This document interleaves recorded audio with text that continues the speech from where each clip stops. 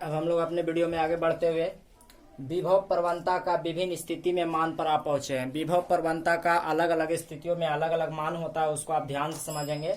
पहला स्थिति हमने लिखा है जब विभव मापी तार की लंबाई एल, ध्यान देंगे तार की लंबाई एल एवं उसमें जुड़े बैटरी का विद्युत वाहक बल ई पी मतलब ई हो तो समीकरण 1 से, समीकरण 1 हम लोगों ने यही पढ़ा है, ठीक है। आप ध्यान दीजिएगा, समीकरण 1 हम लोगों ने यही पढ़ा है कि x बराबर ई अपॉन एल है, ठीक है।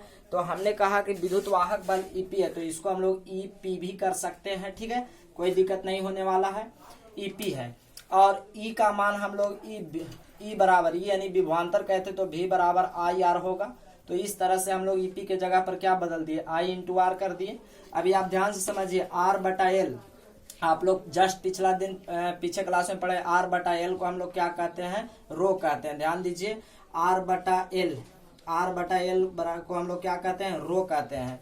एकांक प्रतिरोध, एकांक तार प्रत्येकांक लंबाई तार का प्रतिरोध होता है तो आर अपॉन एल को हम लोग क्या कह सकते हैं, रो कह सकते हैं, ठीक है। तो आर अपॉन एल इंटू आई, और आर अपॉन एल को क्या कह सकते हैं, रो इंटू आई। तो एक्स बराबर रो इंटू आई। यह जो पहले समीकरण भी हम लोग ज्ञात किए थे अभी भी हम लोगों ने ज्ञात किया, ठीक है। अब हम लोग आगे बढ़ते तो प्रथम स्थिति में हम लोगों ने यह निकाला। दूसरी स्थिति में जब विभव मापी तार का आंतरिक प्रतिरोध आर, ध्यान देंगे आंतरिक प्रतिरोध आर, बाह्य प्रतिरोध बड़ा आर एवं प्रवाहित विद्युत धारा आई हो, तो हम लोग पढ़े हैं कि प्रवाहित विद्युत धारा आई बराबर आंतरिक प्रतिरोध की स्थिति में आई बराबर क्या होता है, E upon R plus R. अब हम लोग यहाँ से आगे बढ़ेंगे तो समीकरण 2 से देखिए, हम लोग समीकरण 2 एक्स बराबर रो इंटू आई लिख दिए। अब यहाँ से रो का मान हम लोग आर अपॉन एल और आई का मान ई बटा आर प्लस आर हो जाएगा।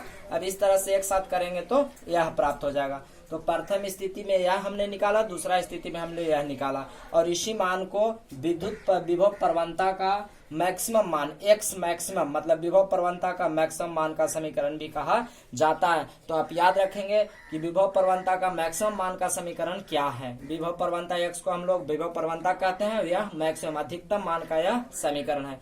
आशा करते हैं आपको जरूर समझ में आया होगा, ठीक है। और यह तब है जब तार की लंबाई एल, आपसे सेटर पूछा जा सकता है विभव मापी तार की लंबाई एल है उसमें जुड़ा बैटरी का विद्युत वाहक बल ई हो, तब विभव प्रवणता का मान रो इंटू आई होता है, ठीक है। जब विभव मापी, दूसरा पूछा जा सकता है सेटर, जब आपसे ऑब्जेक्टिव पूछा जा सकता है जब विभव मापी तार का आंतरिक प्रतिरोध आर, बाह्य प्रतिरोध आर और प्रवाहित विद्युत धारा आई हो, उस स्थिति में विभव प्रवणता का मान एक्स मैक्सिमम होगा या मिनिमम, तो एक्स मैक्सिमम होगा। मतलब विभव प्रवणता महत्तम कब होगा, जब विभव, आपसे सेटर क्या पूछ सकता है, विभव प्रवणता का मान महत्तम होगा कब, जब हम लोग का, जब तार का आंतरिक प्रतिरोध आर हो, बाह्य प्रतिरोध आर हो, बड़ा आर हो और विद्युत धारा प्रवाहित उस तार से प्रवाहित विद्युत धारा आई हो, तो आई बराबर ई बटा आर प्लस आर। तो आप ध्यान रखिएगा। और यह भी पूछा जा सकता है कि विभव प्रवणता का महत्तम मान का समीकरण है तो ई बटा R plus R into R upon cell, या हो सकता है कि आपको इस तरह से पूछ दे कि ई बटा R plus R into R बटा एल के जगह पर रो लिख दे,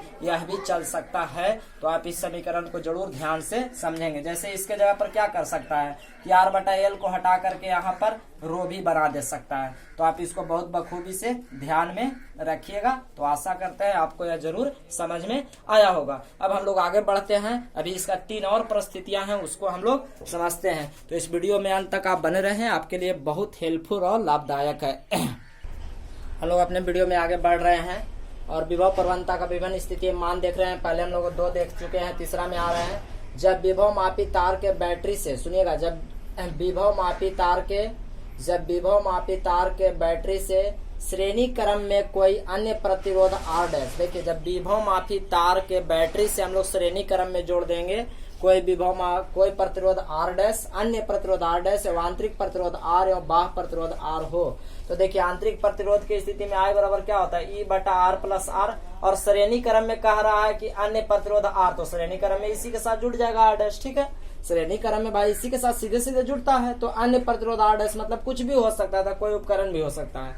अब चूंकि विभव प्रवणता एक्स बराबर, देखिए विभव प्रवणता एक्स बराबर आप यहाँ क्या लिख सकते हैं, चूंकि एक्स बराबर रो इंटू वाई और रो का मान आर अपॉन सेल और आई का मान देख लीजिए ई बटा आर प्लस आर डैश ही रखेंगे। अब इसको हम लोग एक साथ गुना करेंगे तो ई बटा आर प्लस आर डैश गुने आर अपॉन सेल। अब हम लोग के यहाँ तीसरा स्थिति में आ गया, तो आप लोग समझ पाए होंगे कि जब बाह्य प्रतिरोध कोई अन्य प्रतिरोध जोड़ देंगे तब विभव प्रवणता और एक का मान हो जाएगा ई बटा R plus R dash into R बटा एल, और इसी को हम लोग विभव प्रवणता का मिनिमम मान कहते हैं। क्या? विभव प्रवणता का मिनिमम मान कहा करते हैं। अभी हम लोगों ने इससे पहले विभव प्रवणता का मैक्सिमम मान भी निकाला था, तो विभव प्रवणता का मैक्सिमम मान और विभव प्रवणता का मिनिमम मान याद रखिएगा। विभव प्रवणता का मैक्सिमम मान जब आंतरिक प्रतिरोध होता है तब, और आंतरिक प्रतिरोध के साथ साथ कोई अन्य प्रतिरोध जोड़ देगा तो जो होता है विभव प्रवणता का न्यूनतम मतलब मिनिमम मान हो जाता है। अब चौथा कंडीशन है विभव प्रवणता का एक्स मैक्सिमम एवं न्यूनतम विभव प्रवणता का मान का अनुपात। देखिए, महत्तम विभव प्रवणता एक्स मैक्स एवं न्यूनतम विभव प्रवणता एक्स मिनिमम का अनुपात, मतलब हमसे कहा जा रहा है कि विभव प्रवणता के महत्तम मान और विभव प्रवणता के न्यूनतम मान का अनुपात, तो एक्स मैक्स बटा एक्स मिनिमम, एक्स मैक्सिमम बटा एक्स मतलब विभव प्रवणता का महत्तम मान बटा विभव प्रवणता का न्यूनतम मान। अब आप सोचिए, विभव प्रवणता का महत्तम मान आपने यह निकाला है, देख लीजिए आप ध्यान से। विभव प्रवणता का महत्तम मान आपने यह निकाला था ई बटा आर प्लस आर गुने आर अपॉन सेल, याद होगा। और विभव प्रवणता का न्यूनतम मान आपने यहाँ निकाला, देख लीजिए यह।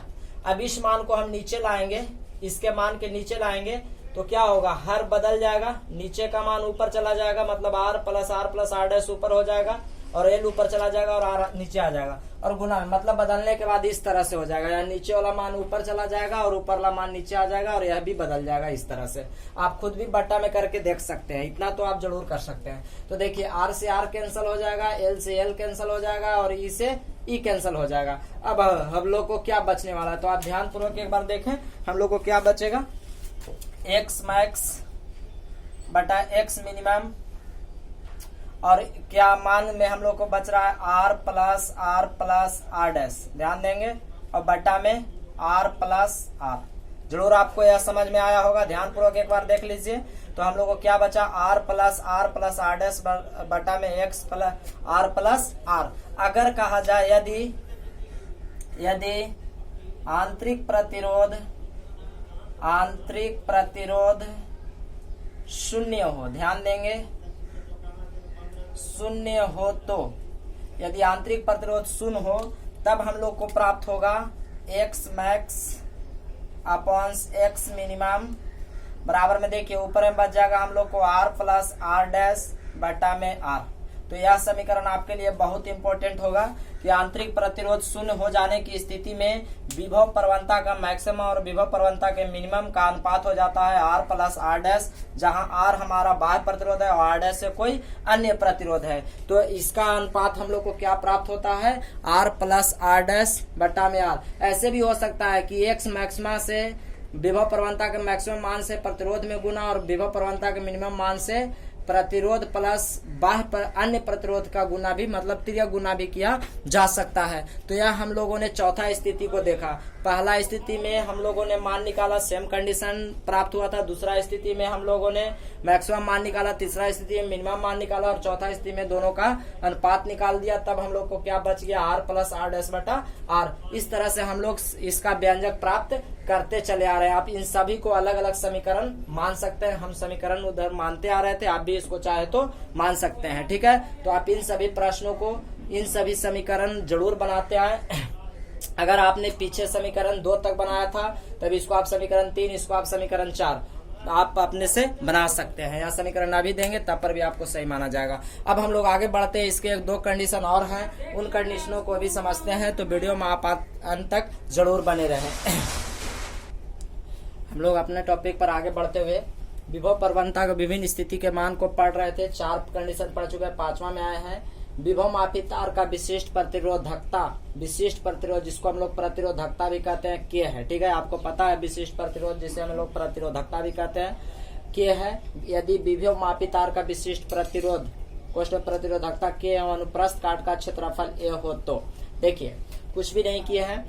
तो हमने कहा कि यदि विभव मापी तार का अनुप्रस्थ काट का क्षेत्रफल ए है और उसका विशिष्ट प्रतिरोध यदि प्रतिरोधकता के हो, तो इस कंडीशन में हम लोग को होता है विभव प्रवणता x बराबर रो इंटू आई, हम लोग पढ़ चुके हैं। और रो का मान r अपॉन सेल हम लोग लिख रहे हैं, निकाले थे आएगा, और आई का आई रहेगा।